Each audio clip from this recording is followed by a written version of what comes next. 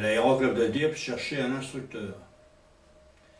Et comme j'ai fait une période militaire avec le président de l'époque, bien entendu, quand il a su que j'étais instructeur, il m'a demandé, j'étais pas encore à Dieppe à l'époque, j'étais à Brionne, si évidemment ça m'intéressait de venir faire l'instruction à l'aéroclub de Dieppe.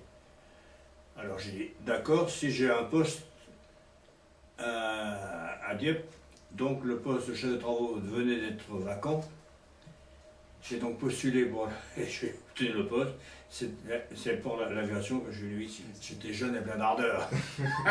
On a fait la filière l'école primaire, ouais. Collège, ouais. 6e, 5e, 4e, 3e, et après seconde technique, première technique et terminale technique. D'accord. C'était un baccalauréat, ça ne s'appelait pas un baccalauréat, ça s'appelait un brevet de technicien. D'accord, ok. Et nous, ça avait changé. Après, vous avez fait des BTS ou oui. non? Oui. BTS. C'était un bac qui s'appelait un bac F3, un bac électrotechnique, et après, on avait, moi j'avais continué 2 ans BTS, brevet de technicien supérieur en électrotechnique. D'accord, ok. C'était des visites, et j'avais 19 ans. Ah, je débarquais, je suis né au bout du quai rue des Celliers, je découvrais, j'avais 19 ans, je suis allé dans ma classe, bon, il y avait le chef des travaux qui m'a conduit, il m'a fait visiter l'atelier, etc. Mais tu sais, les premiers jours, on reste dans son petit coin, on essaye de faire bien, etc. Et puis après, ça s'est fait petit à petit. Mais les premiers jours, tu es tout timide, tu es intimidé, tu vois des personnes, alors, et ça vient tout doucement.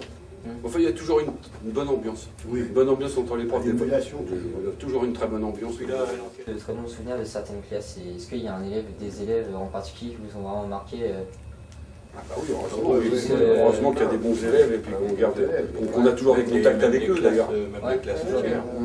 Les classes entières. Et puis en plus, l'intérêt qu'on a aussi, c'est qu'avec le bac professionnel, il y a des stages en entreprise. Les élèves en stage en entreprise, vous devez le savoir. Et donc on revoit d'anciens élèves qui sont dans les entreprises et qui sont devenus même des tuteurs d'élèves de maintenant. D'accord. Tu sais, la formation, moi je dis la formation dans un lycée professionnel comme ici, les élèves, pour faire une métaphore, c'est comme le vin. Il y a des bonnes années, il y a des moins bonnes années. Mais ça s'explique pas. Ici, il a une famille, il a de quoi vivre et s'épanouir. On est heureux. C'est notre métier. C'est ça notre métier. C'est une fierté pour vous. Bah oui, d'en voir d'anciens élèves qui sont... C'est comme celui qui monte une usine et puis qui la voit fonctionner. Nous, ce sont des êtres humains, c'est encore plus important. J'aimerais encore y être. Moi aussi, j'aurais bien être un peu plus jeune.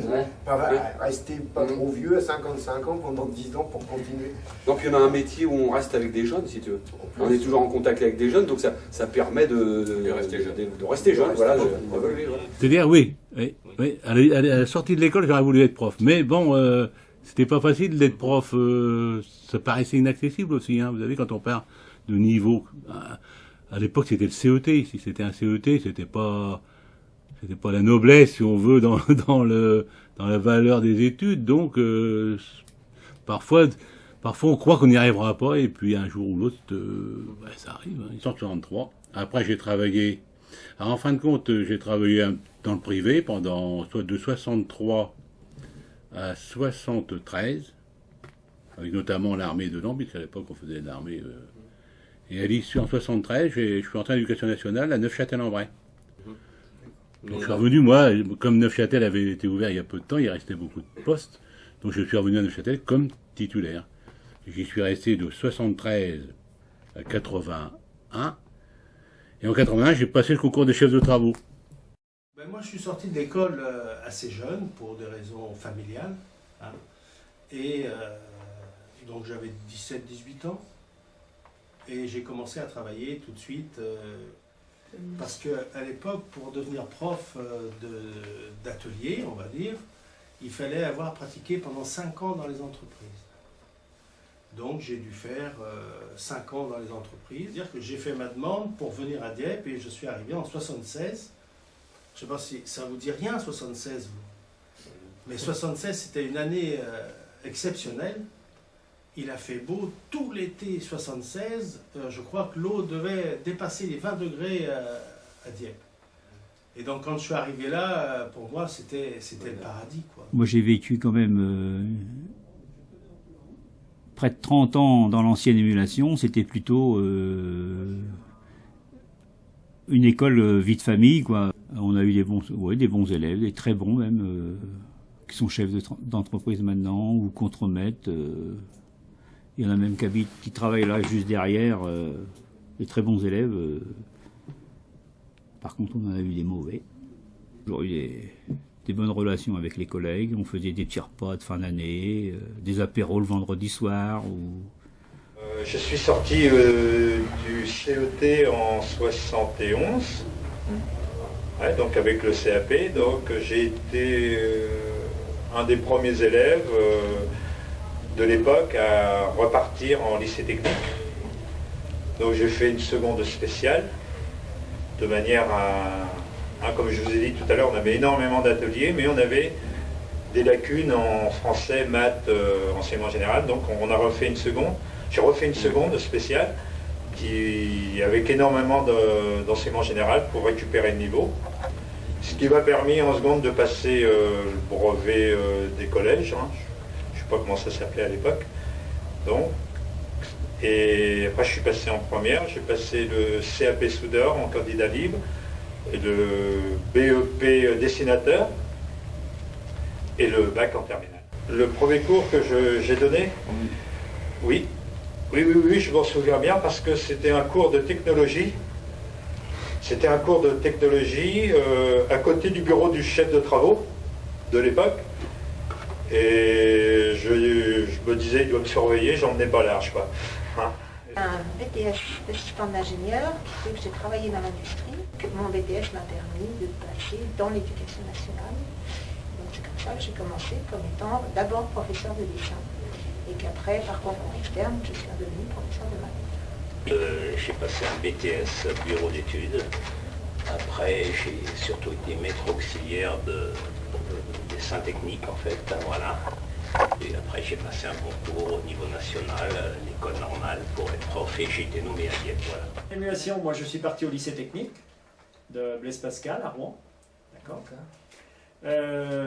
Et après, j'ai travaillé dans un bureau d'études. Et entre deux, mon service militaire. D'accord. Donc nous, on faisait à l'époque, on faisait 12 mois de service militaire. Ah oui. Donc je travaillais dans un bureau d'études avant le service militaire et je suis revenu un mois après le service militaire avant de rentrer dans l'enseignement. En 1975. Comment je suis arrivé prof? Eh ben, c'est assez rigolo parce que c'était une petite annonce dans le journal, les informations diepoises. Et puis j'ai répondu à cette annonce. J'ai rencontré l'ancien chef des travaux, M. Duboc, que j'avais eu comme professeur, et qui m'a expliqué un peu la fonction de prof, ce que j'allais faire, qui m'a donné un emploi du temps, qui m'a conduit vers le bureau de l'intendant de l'époque, et puis il m'a dit, bah, si ça t'intéresse, j'appelle le rectorat et tu peux commencer lundi prochain. On devait faire 21 heures, moi je faisais sans doute 21 heures au début de ma carrière et à la fin de ma carrière 18 heures semaine, quelque chose. Une maîtrise d'histoire, donc à part enseignant en disant c'était assez difficile. Donc à l'issue de mon régiment, c'est-à-dire j'avais 27 ans, je suis sorti du régiment, donc je suis allé au rectorat. Et au rectorat on m'a dit, bon voilà, vous allez à l'Évreux, comme prof de français, histoire, géo. Ils m'ont dit ça la veille de la rentrée, donc j'avais jamais enseigné.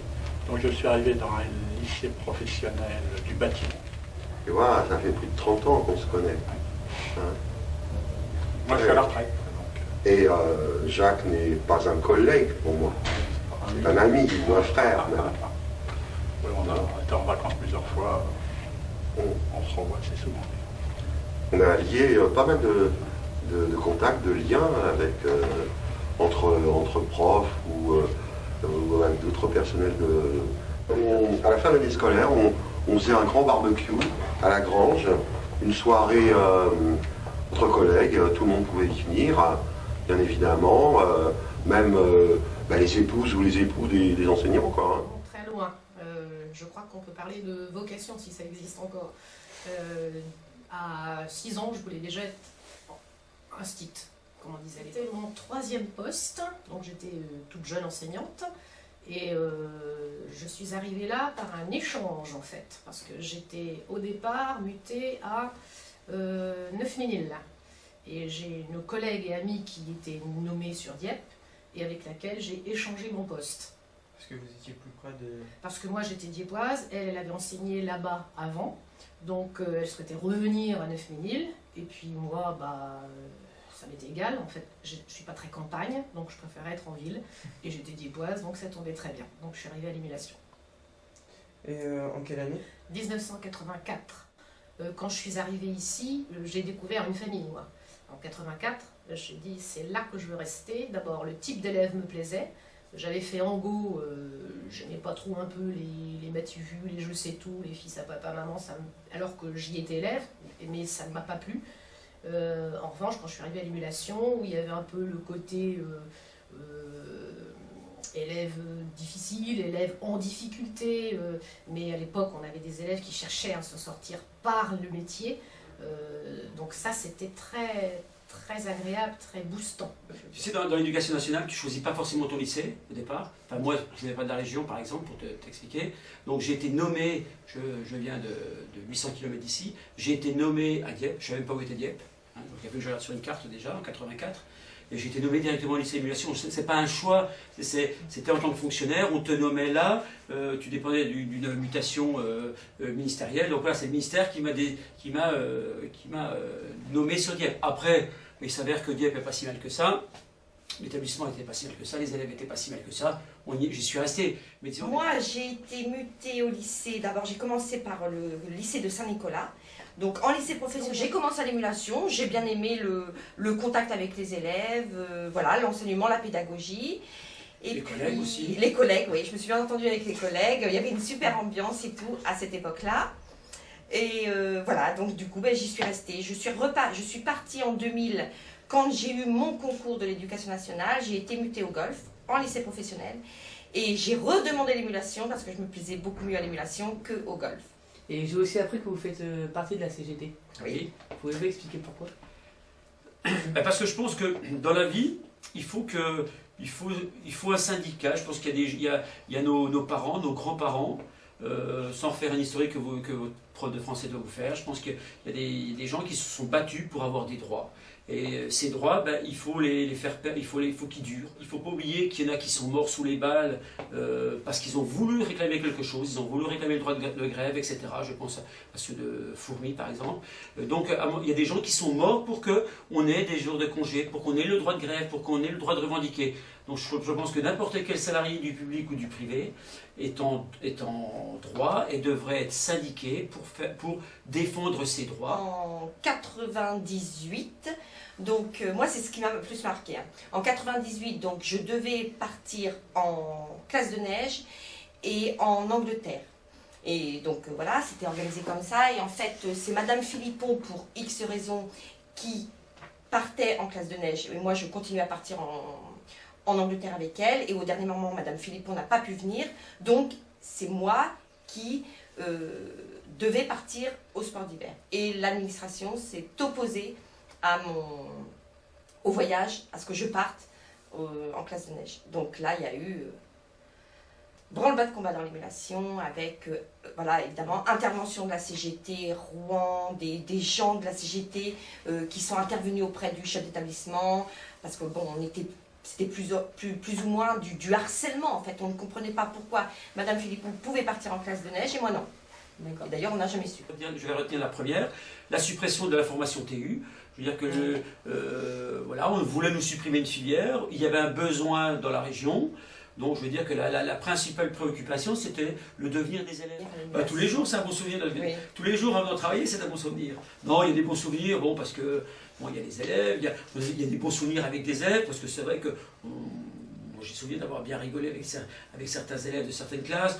Bon, des fois, c'est un peu plus difficile maintenant, mais et puis après, il y a les collègues, après, il y a des situations, il y a la classe de neige. La classe de neige, oui. Oui, la classe voilà. de neige, il y a des situations. J'ai commencé par la base, j'ai commencé par un CAP, un CAP de machine à l'école. Ensuite, j'ai passé un BT de mécanique automobile. J'ai travaillé dans l'entreprise. Puis, j'ai passé les concours pour entrer à l'éducation nationale. Donc, j'ai été à l'école normale pendant 2 ans à Paris. Ensuite, en revenant de l'école normale, j'ai été muté ici à l'émulation en 1983. Hein. Et depuis, j'ai fait ma carrière ici et je suis parti en 2010, en juin 2010. Et là, maintenant, je bénéficie de ma retraite. Voilà pour résumer un petit peu ma carrière. Je suis passé par un brevet technicien automobile. J'étais formé à Marcel Samba. Ensuite, j'ai fait un brevet technicien supérieur, un BTS, EVM à l'époque, exploitation des véhicules et moteurs. Ensuite, je cherchais du travail. J'avais trouvé du travail dans un garage. Et ensuite, à travers ce garage, j'ai rencontré une personne qui me proposait un poste d'enseignant dans le privé. Et dans un CFA, CFA privé entre guillemets, où j'ai travaillé 10 ans, 10-11 ans. Voilà. Et au bout duquel, j'ai décidé de passer le concours d'éducation nationale, que j'ai obtenu. Et donc j'ai fait 1 an au lycée Jean Moulin en Zambie, et je suis arrivé ici en 2002. J'ai goûté à ce métier, puis j'y suis resté parce que disons que ça m'a plu, voilà. Justement, moi j'avais l'impression d'avoir appris des choses, et quand j'avais l'entreprise, j'ai l'impression que tout ce que j'apprenais, il fallait mettre de côté pour repartir encore dans de nouvelles connaissances. Et après j'ai recroisé quelqu'un qui me proposait ce métier-là, et puis je dis ma foi, pourquoi pas. Bon, tout au début que je suis arrivé, puisque je suis rentré dans l'enseignement à 25 ans, donc les 22 ans, moi 25 ans, on était des jeunes à ce moment-là. Vous avez tout à apprendre aussi du métier et puis de la vie, je veux dire. Moi j'ai eu des contacts dans le premier lycée que j'étais, c'était au lycée de Neufménil, près d'Offranville. J'ai rencontré des anciens professeurs, puisqu'il y avait des anciens professeurs qui étaient déjà ici. Donc le contact s'était bien fait. Donc, ils m'ont soutenu pour me diriger, parce que moi je ne connaissais rien. Donc ils m'ont guidé un petit peu dans ma voie de maître auxiliaire. Après je suis allé à l'école normale, donc à l'école normale on nous a appris un peu les rudiments. J'ai fait ces 2 ans à l'école normale de Paris-Nord, à Saint-Denis. Et puis je suis arrivé ici en 83, et en 83 quand je suis arrivé ici, j'ai connu plutôt l'ensemble des professeurs, parce que je ne connaissais pas grand monde ici. Honnêtement à Dieppe, j'ai rencontré donc Dominique Boutin, qui travaille actuellement encore avec Josselin. Et puis avec Dominique, il y a eu aussi d'autres professeurs qui étaient là. Il y avait M. Bachelier, M. Maumeux aussi, M. Brandicourt aussi qui travaillait là aussi. Charpentier. Voilà, donc tous ces gens-là, je les ai contactés. A priori, disons que la mayonnaise a bien prise. Bon. Moi, je connaissais déjà Pierre Denis, Marc Maumeux, je le connaissais de vue, mais il y a un élément qui m'a fait venir ici plus qu'un autre, c'est Sébastien Guédon. C'est parce que Sébastien Guédon, on est des copains, on a fait toutes nos études ensemble, de la seconde jusqu'au BTS, on a travaillé 10 ans ensemble dans le même lycée à Châtellerault, donc on ne s'est jamais quitté depuis quand tu étais un copain depuis la seconde, et tu le retrouves pendant 20 ans, quoi. Toujours au travail et tout, donc tu l'as jamais quitté. Donc en fait, Sébastien, c'est devenu comme si c'était un frère en fait. Et quand j'étais aux Antilles, j'avais la possibilité de changer de lycée pour aller ailleurs. Et c'est là qu'il m'a dit, chez nous, il y a un poste, à Dieppe. Et donc je suis venu, même avant de faire la mutation, je suis venu voir les gars quand même, c'était comme ça. Question de discuter un peu avec eux, voir un peu. Bon, j'ai vu Denis, donc Denis je connais. Il y a Dominique Boutin que je ne connaissais pas, que j'avais jamais quasiment vu. Je connaissais pas. Il a fait peut-être quelques fois pendant les examens. Je connaissais aussi William Cuvillard, le Bachelier j'avais déjà vu, Charpentier j'avais pas trop vu. Et puis voilà, j'ai dit bon, a priori ça me semblait pas mal, donc j'ai fait ma vie, je suis venu. Et puis de fil en aiguille, moi j'ai pris la place à Brandicourt dans le coin à l'ancienne ville. Oui, il partait de moi j'ai pris sa place. Voilà, j'ai raménagé le coin à ma manière, puis chacun a pris son groupe, on a gratté dans un temps. On a fait notre travail et tout, puis petit à petit, une ambiance de travail s'est créée, et puis après, je crois que c'est le travail qui nous a rapprochés. Et la manière de travailler, c'était à un moment, au niveau du CFA, ils avaient embauché un prof. Et au bout de 2 mois, il a démissionné. Donc il a fallu qu'ils trouvent un autre prof. Donc ils ont recherché dans les dossiers scolaires les anciens élèves. Et comme j'avais fini premier de ma promotion en bac pro, ils m'ont appelé en premier. Et puis à l'époque, je travaillais dans un garage qui montait que des pneus. Je montais des... Et puis on m'a proposé d'essayer de devenir prof. Et puis là, j'ai essayé. Puis ça fait maintenant... je suis rentré là en novembre 95. En fait, ça fait 25 ans que je suis rentré à l'émulation et j'en suis jamais ressorti.